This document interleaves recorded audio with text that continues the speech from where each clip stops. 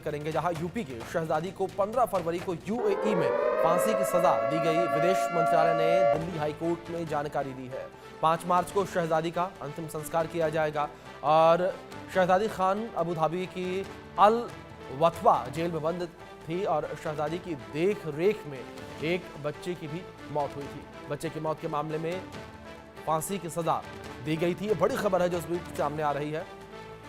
विदेश मंत्रालय ने दिल्ली हाई कोर्ट में यह जानकारी साझा की है। शहजादी की देखरेख में एक बच्चे की मौत हुई थी और हमारे सहयोगी रवि कुमार जुड़ गए हैं, सीधे उनका रुख करेंगे अधिक जानकारियों के लिए। रवि, जानकारी आपसे यहाँ पर चाहेंगे कि किस तरीके से यूपी की शहजादी यूएई गई थी, क्या कुछ वहां पर काम करती थी और किस वजह से उसे फांसी की सजा सुनाई गई? देखिए, उत्तर प्रदेश की रहने वाली शहजादी खान को संयुक्त अरब अमीरात में 15 फरवरी को फांसी दी गई, जो जानकारी मिली है। और दिल्ली हाईकोर्ट में केंद्र सरकार की तरफ से जो पेश अतिरिक्त सॉलिसिटर जनरल ने इस बात की बाकायदा जानकारी दी है और उन्होंने बताया है कि भारतीय दूतावास शहजादी के परिवार को हर संभव सहायता कर रहा है और इसके बाद जो अंतिम संस्कार है वो 5 मार्च को किया जाएगा।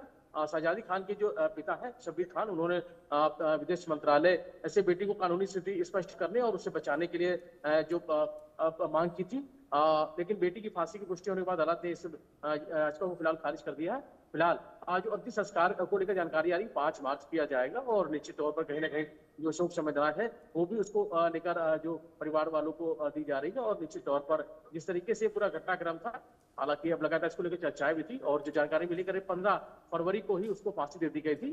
फिलहाल अब 5 मार्च को उसका जो अंतिम संस्कार है वो किया जाएगा। जी रवि, दूसरी ओर जिस तरीके से विदेश मंत्रालय के द्वारा दिल्ली हाई कोर्ट में इस पूरे मामले को लेकर जो स्टेटमेंट है वो भी दिया गया है, क्या कुछ कहा गया विदेश मंत्रालय के द्वारा? क्या कहा है विदेश मंत्रालय ने अपने बयान में?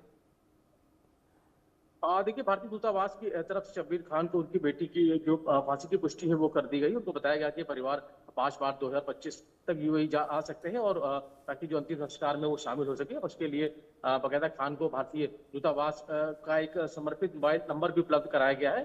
33 वर्षीय शहजादी खान उत्तर प्रदेश के माता जिले की रहने वाली थी और अबू धाबी के अल अथवा जेल में कैद थी और उन पर एक बच्चे की हत्या का आरोप था और जिसकी वो देखभाल क्या करती थी। फिलहाल उनको 15 फरवरी को फांसी दी जाने की पुष्टि फिलहाल हुई है और अभी जो आगे की चीजें हैं वो साफ कर दी गई है। ये भी 15 फरवरी उनके जो फांसी दिए जाने की खबर आई है, वही भी कहा जा रहा है कि 5 मार्च को उनका अंतिम संस्कार है वो किया जाना है। जी रवि, क्या कोई वजह सामने आ पाई जिस तरीके से शहजादी पर आरोप लगे कि एक बच्चे को मारा है, तो ऐसे में बच्चे की हत्या किस वजह से की गई? देखिए, निश्चित तौर पर ये पूरा मामला पुराना है और फरवरी 2023 में एक वीडियो रिकॉर्डिंग सामने आई थी और जिसमें शहजादी ने बच्चे की हत्या करने की बात कबूल की थी।